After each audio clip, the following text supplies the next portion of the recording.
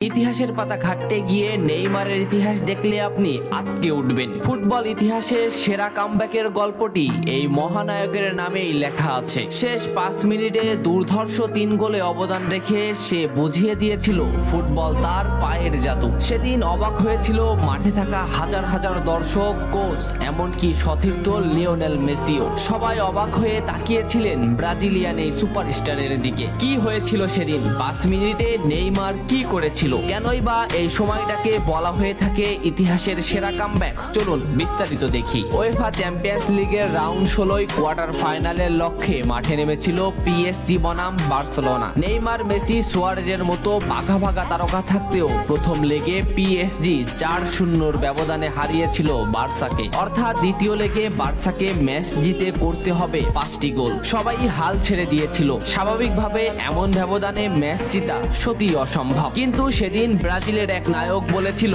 এটা সম্ভব, আমরা এটা করে দেখাবো। যেভাবেই হোক না কেন আমরা দলকে ম্যাচ জেতাতে চাই। 2017 সালের 8 মার্চ অনুষ্ঠিত হয় এই ম্যাচের দ্বিতীয় লেগ। ম্যাচের শুরু থেকেই ক্ষিপ্ততা আর দক্ষতা দেখাতে শুরু করেন নেইমার। এই ম্যাচে যেন আবির্ভাব হয় কোনো এক নতুন নেইমারের। এই নেইমারকে তো কেউ চেনে না। ম্যাচের 3 মিনিটেই লুইস সুয়ারেজ পেয়ে যায় প্রথম গোলের দেখা। এরপর নেইমারের ক্ষিপ্ততায় একের পর এক আক্রমণ সাজাতে থাকে বার্সা। এদিন যেন নেইমারকে কোনোভাবেই আটকাতে পারছিল না পিএসজি। নেইমারকে আটকাতে একের পর এক ফাউলই বেছে নিয়েছিল তারা। ম্যাচের 40 মিনিটে লেভিনের আত্মঘাতী গোলে বার্সা পায় দ্বিতীয় গোলের দেখা। ম্যাচের 50 মিনিটে ক্ষিপ্ত থাকা নেইমারকে ডি বক্সের ভিতর ফাউল করে ফেলে দেওয়া হয়। এতে বার্সা পেয়ে যায় পেনাল্টিতে গোল করে দলকে এগিয়ে নেন লিওনেল মেসি। তবে যেমনটা ভাবছিলেন এই ম্যাচের গল্প ফুটবল বিধাতা তেমন ভাবে লেখেননি। 62 মিনিটে বার্সার কফিনে শেষ প্যারাটা পুড়ে দেন এডিনসন কাভানি। এতেই স্তব্ধ হয়ে যায় ক্যাম্প নু।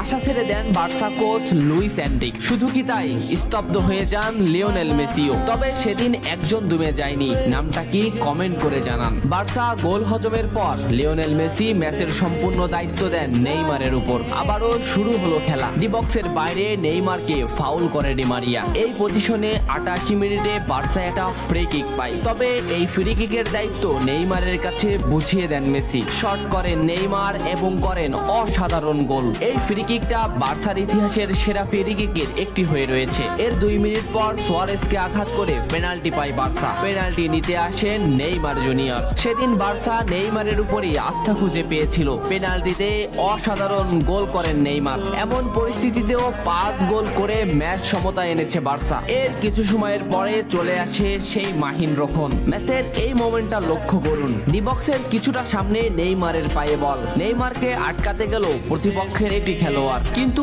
নেইমার শর্ট মোমেন্ট নিয়েও শট না করে বলটি সামনে আগালেন। এই মোমেন্টটা লক্ষ্য করুন। নেইমার একবার গোলের দিকে তাকালেন। এতেই সে বুঝে ফেলেছে কোথায় বলটি দিতে হবে। নেইমার শট নিলেন। আপনি সাধারণ চোখে এটাকে একটা শট দেখলেও এটা হলো সেই শট যা লিখেছিল ইতিহাসের সেরা কামব্যাকের অধ্যায়। নেইমার এমন ভাবে শটটি নিয়েছিলেন যাতে রবের্তো শুধু পা লাগিয়ে গোল করেছিলেন। শেষ 5 মিনিটে সেরা 3টি গোলে অবদান রেখে সেদিন ইতিহাসের সেরা কামব্যাকের নায়ক হয়েছিলেন ব্রাজিলিয়ান এই সুপারস্টার। সবাই যেখানে স্তব্ধ হয়ে গিয়েছিল নেইমার সেখান থেকেই শুরু করেছিলেন। নেইমার বুঝিয়ে দিয়েছিলেন নিজের দৌড়ত্ব।